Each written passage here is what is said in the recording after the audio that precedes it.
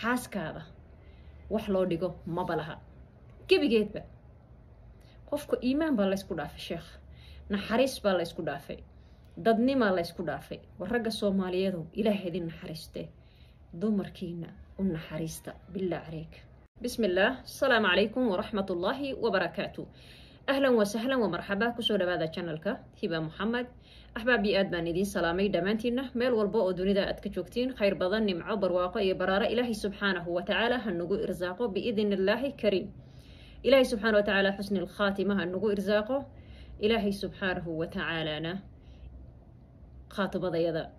خيرها قاتمو بإذن الله كريم انت اسكدب انت حنوصل ربي هالشافيو انت عافماتك هيستنا ربي سبحانه وتعالى هو زياديو إلهي سبحانه وتعالى قفك استماشى وكباهي هاي إلهي كباهي ترو اللهم آمين عدو مسلمين ربي سبحانه وتعالى هجبيو رير أخزا إلهي هقوليو قزا يعني إلهي هقوليو قزا إلهي سبحانه وتعالى ححريو بإذن الله كريم شعبك رير قزا إلهي سبحانه وتعالى انت لمطي إلهي جل وعلا هاون حريستو الشهداء نمضض ربي هاو أقبله انت داوعة دباتة السوق ارتنا إلهي سبحانه وتعالى داوعو ضحا ويسيره انت دادك ايش علايين كتغينا إلهي سبحانه وتعالى قلبك هاو قبوجيو بإذن الله كريم قال هذا الصوب هي ستر ربي سبحانه وتعالى هجبيو بإذن الله كريم إلهي هجبيو قال هذا عدو مسلمين ربي هجبيو إلهي سبحانه وتعالى شرطه ظهر نقبته ربي سبحانه وتعالى وحك استيما ليغيانا أيقى الله كعليو بإذن الله الكريم اللهم آمين إلهي قلوبة مسلمين حمد أيو آمين يا رب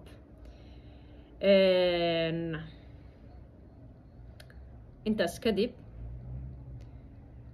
وحويان إن شاء الله موضوع أيغا وحكو سابسنيها بإذن الله الكريم وليغا يا الله وحان لها الليا ويلك الصوماليات نينك الصوماليات آبها الصوماليات يعني وحان كهالليا آباياش الصومالي دا الرقا الصوماليات إلهي دين حفتيو أدوني آخر ميل والبيت شوغانبا إن حاسك هذا مثلا يعني سيدا هذا برنامج بقولك وحكو تيرسن هاي وحكو ديسن هاي والله بطير labadaas tiir qof kasta hoosh ilaahay subxaanahu wa tacaala ugu talagalay ayuu qabanayaa qof kasta hool buu rabbi subxaanahu wa tacaala ugu talagalay oo uu qabsanayaa ninkan rijaalka ah ilaahay subxaanahu wa tacaala qawaamadii buu saaray oo reerkii buu madax u yahay oo waaba ilaahay baa boqor ah yacni waa madaxweyne gabadhuna waa madaxweyne ku-xigeenkii wey waa gacan yarahiisa haddii liskaashado oo maxaan ku rahdaay gacmaha la isqabsado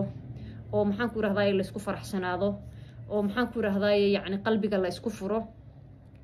aad bay muhiim jiddan u tahay laakiin haday mushkiladu noqoto ama dhibaatada inuu ninkii iska dhigo isaga inuu wax walba isaga qabanayo wax walba maadaama asaga ilaahay subxaanahu wa tacaala mas'uuliyadii weyneed ilaahay asaga uu saaray oo yani reerku asaga mas'uul ka yahay inuu asaga iska dhigo yani kullu shay wax kasta aniga ayaa qabtay waanadani waxay ku socotaa nimanka Soomaalida ilaahay ha xifdiyo adduunyo aakhir meel walba joogan waanadan ayay ku socotaa biidnillaahi kariim marka inuu ninkii asaga iska dhaadhiciyo wax walba inuu asaga qabto waxaan u maleynayaa ninka sidaas kaga dhaadhicinayo ma garanayo dee garaadkiisa intuu u gaarsiisan yahay ma ogi anyway inuu ninka iska dhigo inuu wax walba asaga maadaama asagu yani uu mas'uuliyadii asaga qaaday yani kullu shay ana sameeyo kale wax kasto runta marka la isku sheego oo in badan ragga Soomaalida kulliyaan u gafin dad wanaagsan baa jiro ilaahay subxaanahu wa tacaala wanaajiyay oo ilaahay subxaanahu wa tacaala xaq fahansiiyay oo ilaahay subxaanahu wa tacaala garanaya gabadhiisa ama xaaskiisa qiimaha ee ku fadhido ee leedahay kuwa garanaya ayaa jira kuwaasna ilaahay hanoo barakeeyo kuwana Allah soo hadeeyo marka gabadha marka inuu ninka iska dhaadhiciyo arrintaas ayada ah ma haboono waa inuu ogaadaa ogsoonaada Soomaalidu waxaa jira waxyaalo qaar oo dadka qaar Soomaalida kulli Soomaali dhan inaan dhahno mahan muhiim ragga qaarkooda wixii wuu arkayaa mushkiladda iyo dhibaatada haysatana xaaskiisa wuu arkayaa laakiin qaarkooda indhahay ka xiranayaan markaasay waxay oranayaan mas'uuliyadda anaa hayo anaa rijaal mas'uuliyadda anaa hayo hawsha anaa hayo subxaanaka yaa latiif hawsha waad haysaa walaalkayga qaaliga ah haddaba aan ku warramay dhagayso subaxdii baad foof tagtaa habeenkii baad soo noqotaa adigu maadaama aad madaxweynihii reerka tahay madaxweyne ku-xigeenkii isagoo ma unsarita dusheedu saaran yahay howl baa looga tagay hawsha guriga runtii wax ka dhib badan ma laha ma garatay ragga Soomaaliyeed u garaaba xaasaskiina ilaahay idin xifdiyo oo ha iska dhigina inaad idinka bas wax qabatiin maadaama aad mas'uuliyadda qaadeen gabadha howl waxay haysaa aad u adag qof kastana wuu og yahay marka macnaha ninkii inuu iska indha tiro ma ahan warkayga halku u socdo waxa weeyaan markuu ninka oranayo wax kasta anaa qabto wuxuu ku yeesayaa gabadha ama uma hagarbax ma wuu hakrayaa wuxuu oranayaa مثلا maxaan ku rahday maxaad qabatay ha soo guriga maad iska joogin maxaad qabatay waxa ma aan qaban maxaad qabatay haba maada qabanin de maxaan ku rahday waxaan naag maxaa qabad naagu maxay qabtaa ilaahay naarta idin geena ma oran karee naarta ilaahay idinka badbaadi ayaan idin dhahayaa waxay ku leeyihiin maxay qabataa maxay yeeshaa kan midka kale uu oranayo xaaskayga way daashay oo xaaskayga khayr Allah siiyo midka kale wanaagsan meeshu saas ka oranayo midka kale oo ilaahay ha soo hadeeyaan leenahay isaga wuxuu ku oranayaa maxaad qabatay maxaad yeeshay de maxaad ku turan tahay gabigaaba heedhe horta adig sidaadoo maxaaba tahayba salam un baa tahay un guriga iska joogo waxba ma tihid haddii qofku sidaas ku dhaho matalan de waxba ma tihid waxba ma qabatid waxba ma yeeshid waxaad og tahay ma lahan waxba ma garanaysid markaas maxay noqonaysaa inaad hakraysid xaaskaada ood oranaysid calishaan wax kasta anigaa qabtay adigu waxba maba qabatidbo habaan mansuur waxaa tahay ma leh heer ee gabadhii iska shakinayso waa qofkii maskiinka ahaayoo daalayde uu iska shakinayo oranayo war heedhe malaha wax maan qaban laga yaabo maanta dhan inay meeraysanaysay markaas ayadii dib iskugu noqonaysaa miyaada maanta wax qaban nafsadeeda inay la sheekaysato dhibaatada marka ka dhalanayso nafsadeeda inay la sheekaysato maadaama la hakray oo la oranayo wax ma aadan qabanin waxba ma aadan samaynin dee maxaad qabatay maxaad yeeshay so gabadhii marka waxay noqonaysaa inay ayada hadhowti dib iskula hadasho ay dhahdo wax ma qabanin ayadii og inay wax qabatay subxaan allah oo daashay ayay dib waxay iska leedahay ee nafsadeedii la sheekaysanaysaa wax ma aadan qabanin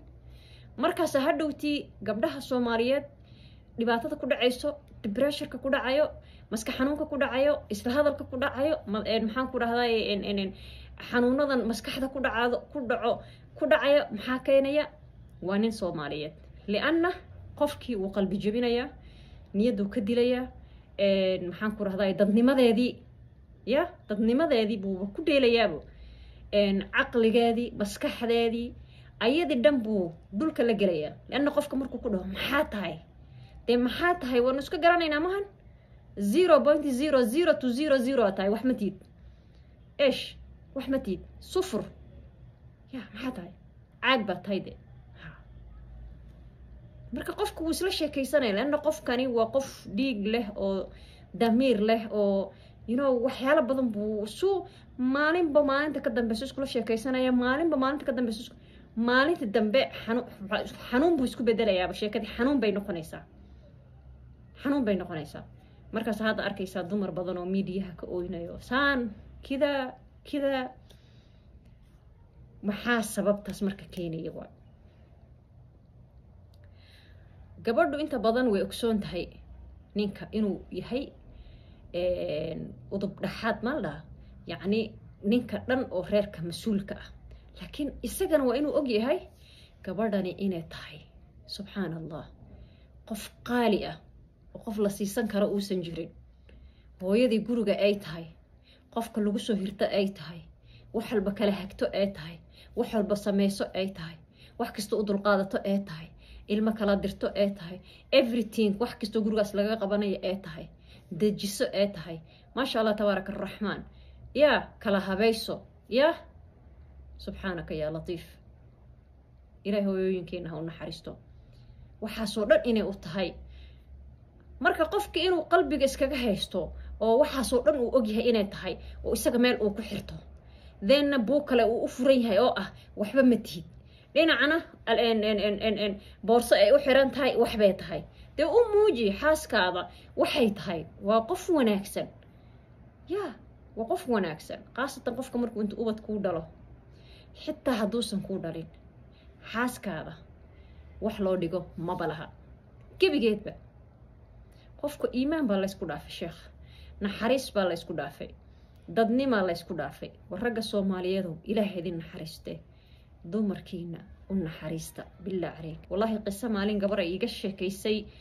ilaahay baan ku dhaartaye waxa weeyaan ayaduna way oynaysay aniguna dee dhinacayga maaragtay iska ooyayr walaalo iska hadal inantaasi ima garanayso meel baanu iskugu imaanay isbitaal ah anigu ima taqaano waa kulan yacni markaas marka horeys waanu kulanay laakiin qof yacni ani aqoon iile ma ahan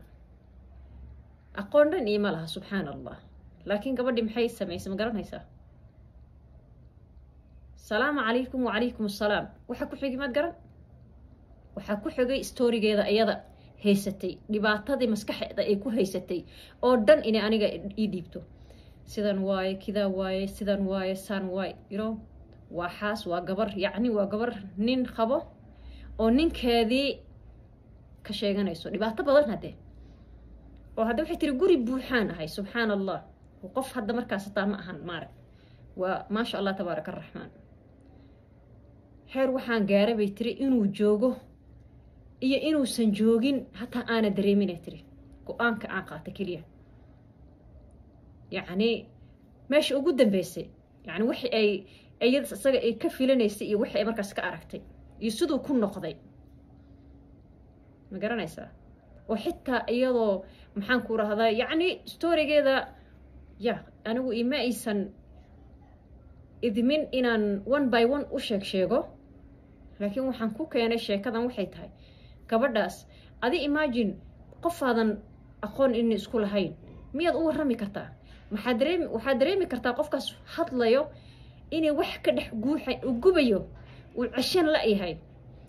qofkaasoo kale markaad la kulantidna waxaa wanaagsan hadal inaad dhahdid yalla xabiibti hadal sheeg way ku nafisaysaa ma ogtahay marka ragga soomaaliyeed dumarka qaarkooda ragga soomaaliyeed qaarkooda dumarka uma wanaagsana war hooyo way ku dhashay oo way kula dhalatay gabar yacni qofka ninkani hooyaa dhashay subxaan allah gabar baa la dhalatay tan uu dhibayo way u dhaxday marka dee damiirka inuu shaqeeyaa wanaagsan damiirka inuu shaqeeyo ayaa wacan marka waxaa wanaagsan walaalayaalow in aad wax iska bedeshiin ilmaadeeryaalow videoga ku xigay intaanu ka kulmeyno biidni illaahi kariim waxaan idinka tegayaa khayr badan fi amaanillah asalaamu calaykum